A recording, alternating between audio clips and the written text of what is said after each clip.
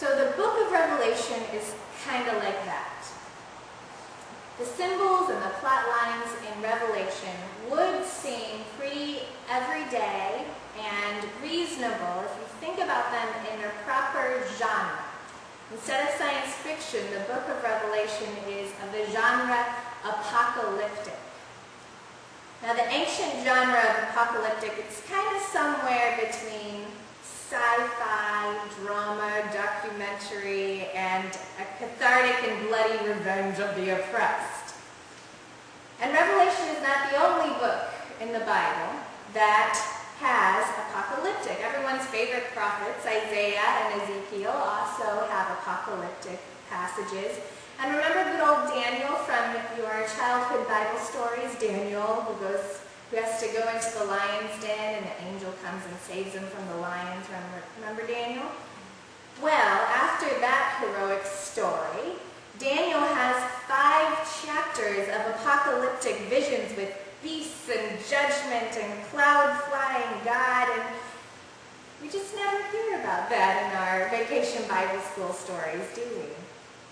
So the point is that lots of these crazy plot lines and weird symbols in Revelation would have been familiar to people in the 1st and 2nd centuries who knew about this apocalyptic genre. For example, there's a moment in Revelation when the narrator, whose name is John, is ordered to eat a scroll. And he's told that the scroll will taste sweet, but then it will cause some righteous indigestion. The same thing happened in Ezekiel. Ezekiel had to eat a scroll, and he described the taste as like honey. And it wasn't just the plot lines that would have been familiar to people in the 1st and 2nd centuries. It was also the symbols, so things like the lampstands. The very first vision that John has, he turns around and he sees all these lampstands. Now, that would seem very peculiar and random to us, but in the 1st and 2nd centuries, people would have thought, oh yeah, the lampstands or the menorahs that are described in the book of Exodus that were made for the Jewish temple in Jerusalem. Lampstands, very commonplace.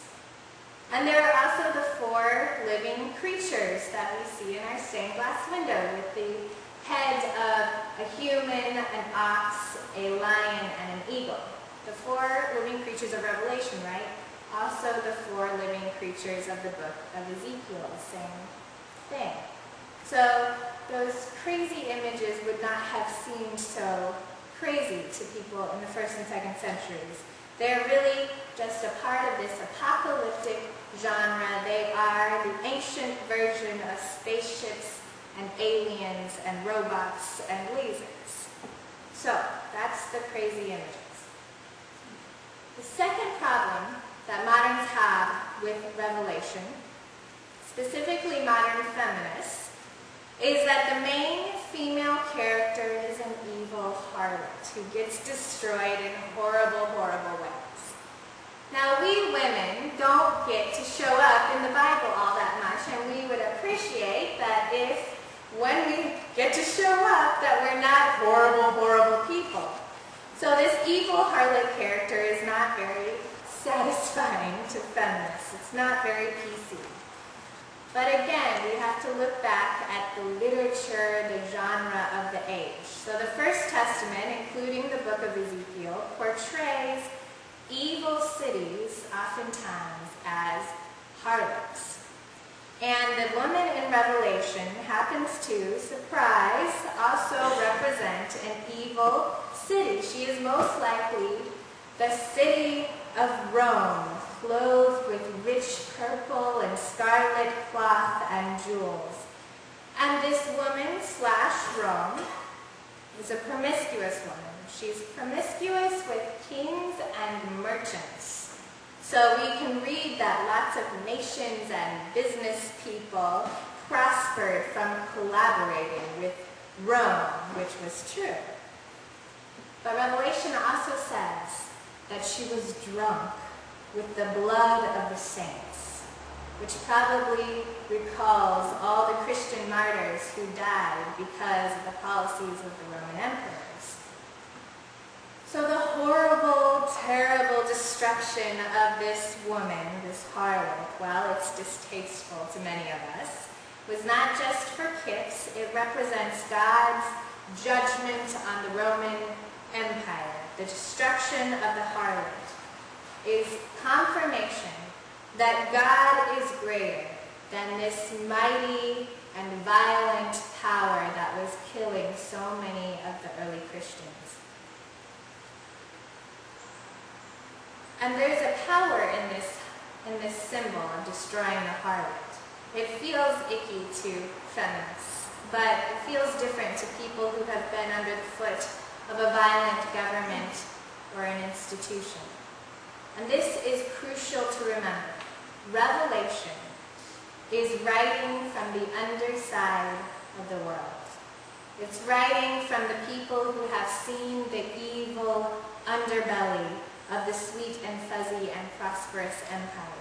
It's writing from people who pray for the intervention of the only one who is more powerful than what hurts them.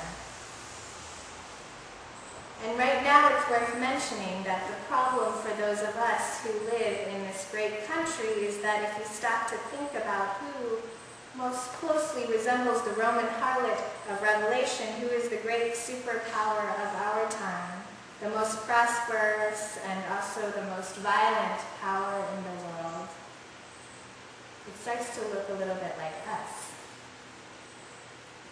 the harlot. The third problem moderns have with Revelation is that lots of people go to hell.